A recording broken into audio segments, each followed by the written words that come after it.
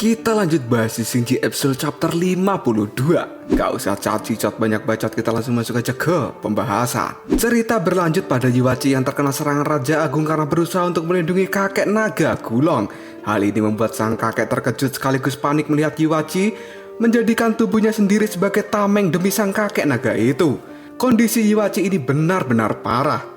Dia pun mengeluarkan darah yang cukup banyak dan tidak lama kemudian Yuichi pun berubah ke wujud manusianya, yang pada akhirnya Yuichi tumbang di hadapan sang kakek naga. Kakek naga Gulong yang panik pun mendekati Yuichi dan dia berkata, "Bocah bodoh, aku sudah mengusirmu. Kenapa kamu malah kembali ke tempat ini?" Yuichi pun menjawab perkataan dari kakek naga Gulong itu, "Karena aku sangat prihatin padamu kakek Gulong. Kamu mengatakan bahwa kita bukanlah saudara. Namun aku adalah spesies langka terakhir dari keluarga burung Garuda raksasa kuno. Aku hidup sendirian di dunia ini. Selama ini aku sering menghayal tentang bagaimana jadinya jika aku memiliki kakak laki-laki, adik perempuan, kakak perempuan, atau bahkan adik laki-laki. Aku ingin sekali memiliki keluarga besar. Ada ayah dan juga ibu yang selalu menjagaku. Pasti itu sangat menyenangkan. Jadi selama ini secara diam-diam aku telah menganggapmu sebagai ayahku tanpa seizinmu kakek Gulong. Tolong jadilah bagian dari keluargaku, karena bagiku keluarga itu sangat penting. Jika kamu mengatakan bahwa aku bukanlah saudara atau keluargamu, itu akan membuatku sangat sedih." Kakek Gulong pun menjawab perkataan dari Yuichi, "Dasar bocah bodoh. Aku terpaksa mengatakan itu karena aku melindungimu. Tapi kamu benar-benar sangat bodoh." Sambil tersenyum Yuichi pun mengatakan, "Tidak apa-apa jika aku bodoh. Tapi aku tahu jika kamu sudah tidak memiliki niatan untuk bertahan hidup lagi kakek. Dan sekarang aku berharap demi keluargamu ini. Tolong kakek Gulong bertarunglah dengan serius." Setelah mengatakan hal itu, Yuichi pun kehilangan kesadarannya. Hal ini membuat kakek Gulong sangat bersedih. Tiba-tiba saja mata dari naga tua itu pun menajam dan cerita pun flashback kepada masa lalu, di mana pada saat itu kakek Gulong muda terlihat sangat bahagia. Karena zaman dahulu kakek Gulong itu memiliki keluarga yang sangat banyak. Pada saat itu, kakek Gulong kedatangan putra-putrinya, menantu, dan juga cucu-cucunya. Naga Gulong pun terlihat bahagia dan dia berkata, "Aku akan selalu mengatakan bahwa keluarga adalah hal yang sangat penting. Keturunan klan nagaku ada di seluruh dunia. Mereka hidup di puncak gunung dan juga di dasar lautan. Kita jarang berkumpul, namun pada akhirnya ada satu kesempatan di mana kita bisa berkumpul bersama kembali. Aku menganggap semua anak-anakku itu luar biasa dan aku bangga pada mereka." Dalam perkumpulan keluarga besar kakek naga itu juga dihadiri oleh Monasue kecil yang kelak akan menjadi ibu dari Aosue. Saat itu kakek naga Gulong tertawa bahagia di hadapan anak-anaknya. Dia mengatakan bahwa naga adalah spesies nomor 1 di dunia. Mereka akan bersatu dan tidak ada satupun yang bisa menghentikan mereka. Sampai pada akhirnya suatu hari terjadilah sebuah tragedi. Seluruh anak laki-laki dari kakek naga Gulong bersekongkol untuk membunuhnya karena mereka ingin memakan daging dan juga menyerap esensi darah naga emas di tubuh naga Gulong. Dan saat itulah keluarga besar naga kuno itu berakhir. Pemberontakan yang dilakukan oleh anak-anak dari naga Gulong itu benar-benar brutal. Mereka benar-benar akan membunuh ayahnya sendiri demi mendapatkan esensi darah naga emas. Karena anak-anak dari naga Gulong itu berpikir jika mereka bisa mendapatkan darah naga emas, maka mereka akan mewarisi kekuatan yang luar biasa dan bisa melanjutkan keturunan mereka untuk menjadi naga yang kuat seperti naga Gulong. Pemberontakan itu dilakukan di bawah hujan yang lebat di tepi lautan. Namun Monasue kecil pada saat itu hanya melihat kakak-kakaknya yang berusaha untuk membunuh ayah mereka sendiri tanpa dia ikut campur dalam tragedi itu. Pada akhirnya darah dari pertarungan itu pun bercampur dengan lebatnya air hujan, kemudian mengalir ke lautan yang membuat air laut menjadi berwarna merah darah.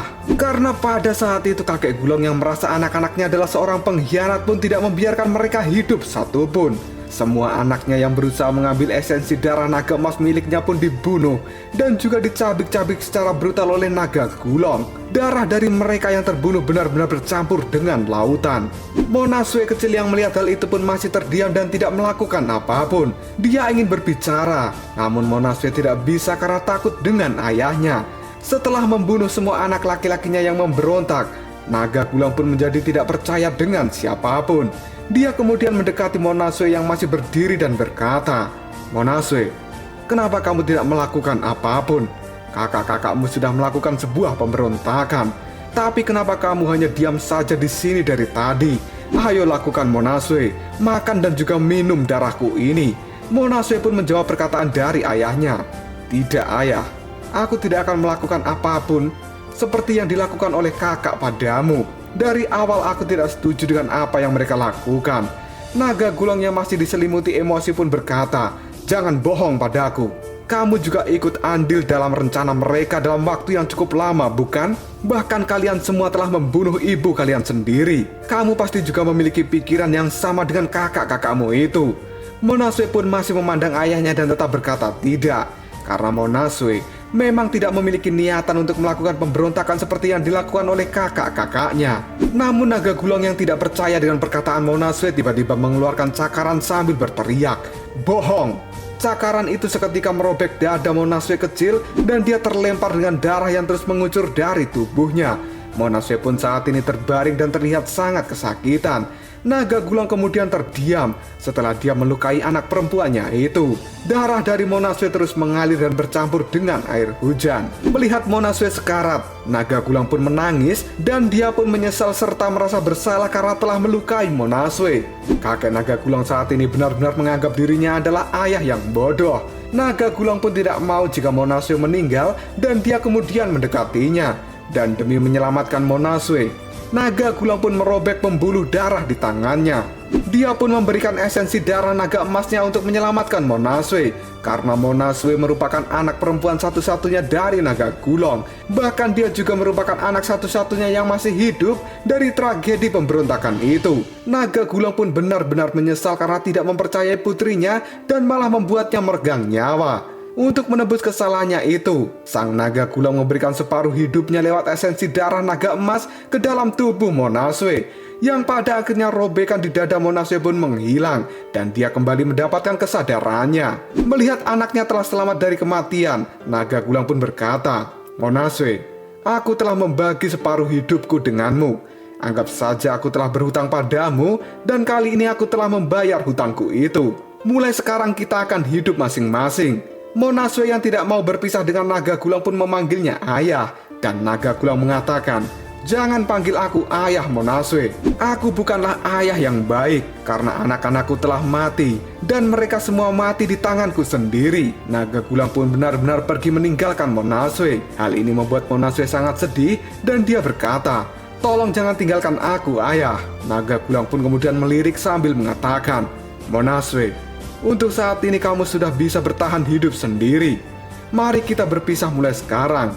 Monasue pun hanya bisa melihat kepergian ayahnya dan dia tidak bisa mencegah hal itu.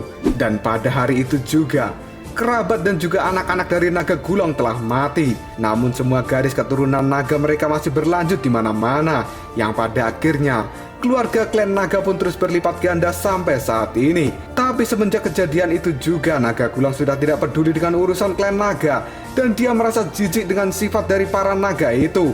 Dan tidak ada satupun hal dari klan naga yang bisa menarik minat Naga Gulung. Kakek naga kemudian tinggal sendirian jauh dari dunia ini dan dia mengasingkan diri, kemudian hidup sendirian di langit luar awan.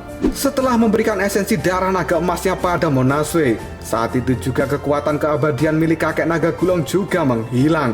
Tubuhnya perlahan jadi tua, namun proses penuaan ini terjadi cukup lambat. Bahkan lama-kelamaan, Naga Gulung juga merasa bahwa kekuatan yang dia miliki semakin melemah. Dia merasa sangat kesepian di langit luar awan ini, dan dia selalu berpikir bahwa dia pasti akan mati sendirian di tempat ini. Terkadang dengan makan atau minum malah mempercepat proses penuaan itu.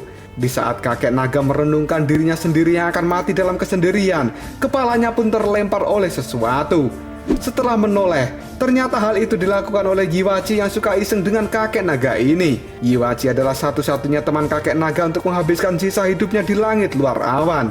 Dan Yiwachi selalu menggoda sang kakek. Dia melakukan kejahilan yang membuat kakek Naga Gulung selalu marah dan sering mengomel pada Yiwachi. Sang kakek pun sering berlarian untuk mengejar gadis burung itu. Namun meskipun suka iseng, Yuachi sangat sayang pada kakek naga gulung. Dia sering mencarikannya buah-buahan untuk dimakan. Awal mula bertemunya kakek naga gulung dengan Yuachi ini merupakan sesuatu yang kebetulan. Saat itu sang kakek sedang berjalan-jalan, namun tidak sengaja melihat sebuah telur raksasa menetas. Setelah dicek, kakek naga pun kaget karena itu ternyata adalah telur burung Garuda raksasa kuno. Yuachi kecil yang baru saja menetas pun menangis dengan cukup keras. Kakek naga lalu mengambilnya dan dia berkata, "Ternyata spesies selangka dari Garuda raksasa kuno ya. Sudah bertahun-tahun aku tidak melihatnya. Akan kubawa bayi burung Garuda ini dan akan kurawat sepenuh hati seperti malika kedelai hitam pilihan." Bersama dengan kakek naga, Yuachi pun semakin tumbuh besar setiap harinya. Dia selalu membawakan kakek naga buah-buahan. Walaupun sebenarnya kakek naga gulung tidak suka makan buah, namun Yuachi selalu membawakannya setiap hari. Dan kadang kakek naga akan memakan sedikit buah itu jika suasana hatinya sedang baik.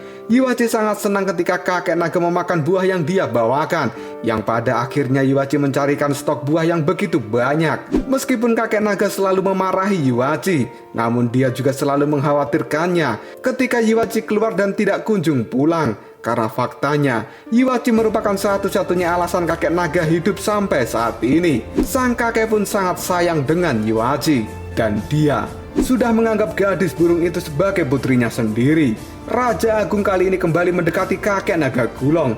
Dia berdiri sambil mengepalkan kedua tangannya, yang kemudian Raja Agung pun berteriak, "Gulung, ini bukan bagian dari rencanaku. Kenapa kamu diam saja, Gulung? Cepat lakukan sesuatu. Dia sudah terluka parah. Dia mengorbankan dirinya sendiri untuk melindungimu, dan dia menerima seranganku secara langsung." Raja Agung kemudian memeriksa keadaan Yuachi dan dia berkata, "Kondisinya sungguh tidak baik. Kekuatan seranganku telah memaksa darahnya untuk terus mengalir keluar dan menyebabkan fisiknya semakin melemah. Jika terus berlanjut, maka organ dalamnya akan rusak dan dia akan mati. Kondisinya sedang kritis saat ini. Berikan dia padaku, Gulung. Aku akan membawanya dan akan kusembuhkan dia. Aku akan memberikan perawatan secara maksimal. Cepat berikan dia padaku." Tiba-tiba saja kakek naga gulung berdiri dan membelakangi Raja Agung. Hal ini membuat sang raja tidak tahu maksud dari kakek naga gulung itu. Sang kakek kemudian berjalan sambil membawa Yuachi, dan Raja Agung terus memanggil namanya, yang pada akhirnya kakek naga gulung melirik dan dia berkata, "Urusannya bukan urusanmu. Kamu tidak perlu khawatir tentang hal itu, Raja Agung." Raja Agung pun menjawab perkataan dari kakek naga itu, "Gulung, dengarkan aku. Dendamku hanya dengan dirimu, dan aku tidak akan melibatkan gadis burung itu. Aku hanya ingin menyelamatkan nyawanya.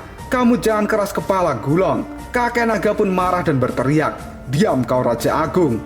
Dia adalah putriku. Kamu tidak akan pernah bisa mengambilnya dariku." Raja Agung yang dibentak oleh kakek naga gulung pun membalas bentakan itu, "Jangan bodoh kau, Gulung. Dia bisa kehilangan nyawanya.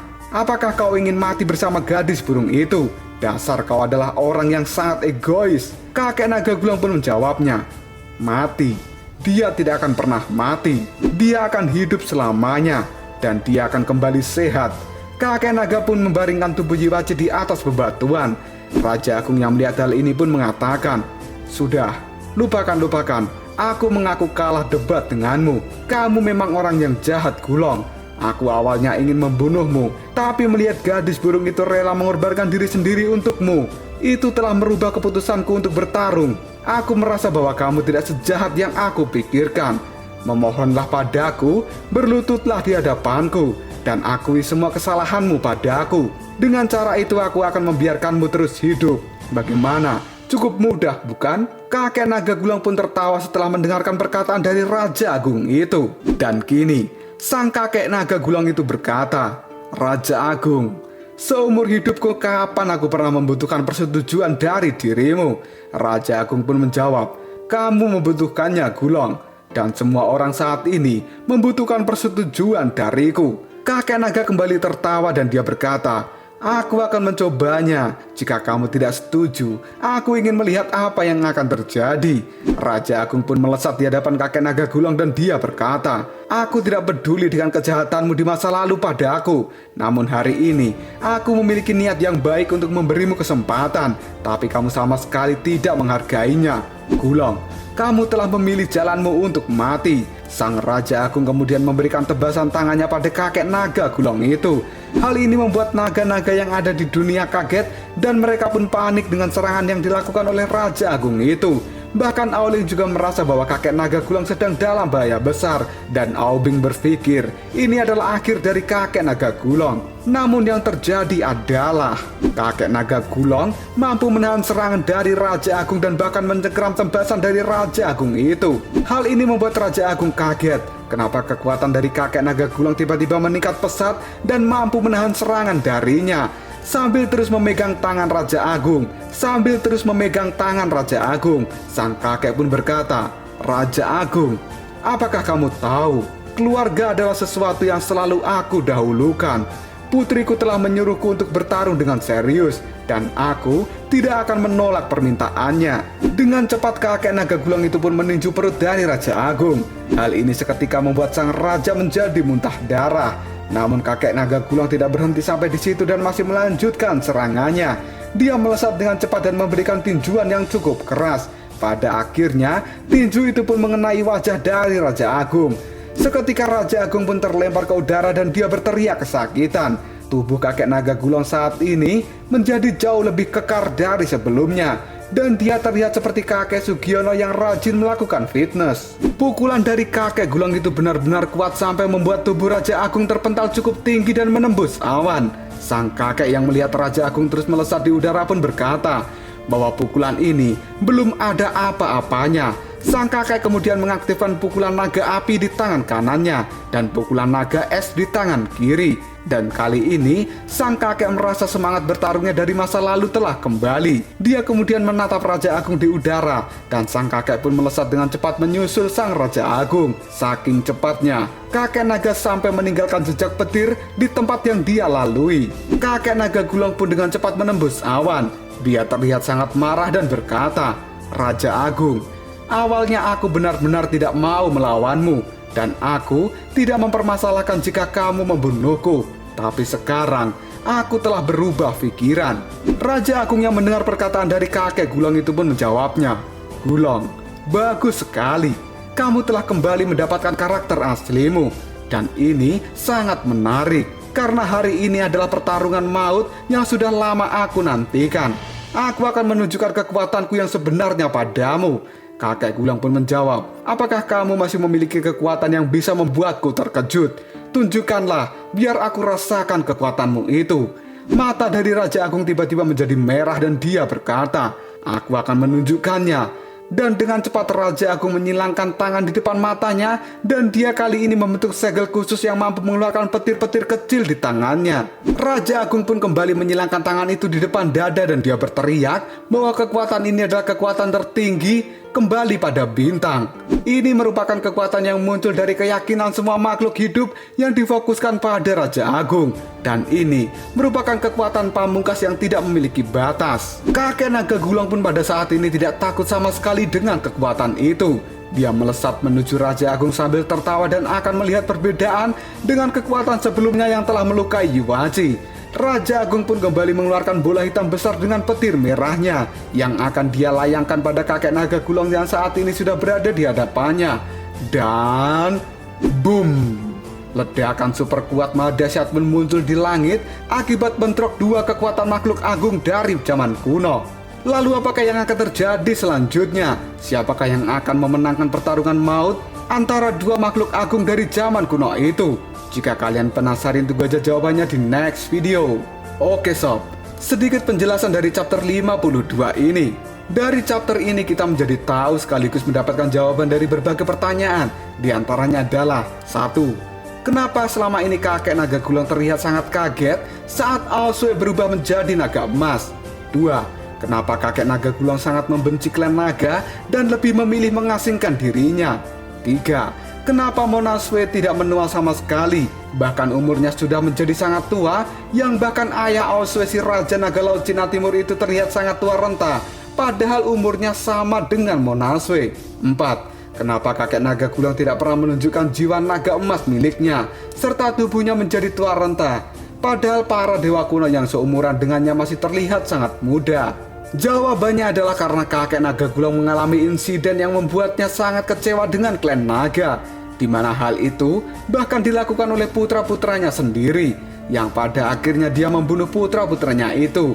Dan kakek naga Gulang pun melukai Monaswe yang tidak ikut campur dalam insiden pemberontakan, yang pada akhirnya naga Gulang memberikan esensi darah emas miliknya pada Monaswe yang terluka, di mana darah naga emas itu memiliki kekuatan yang luar biasa yang juga mengandung energi keabadian yang membuat pemiliknya tidak pernah menjadi tua.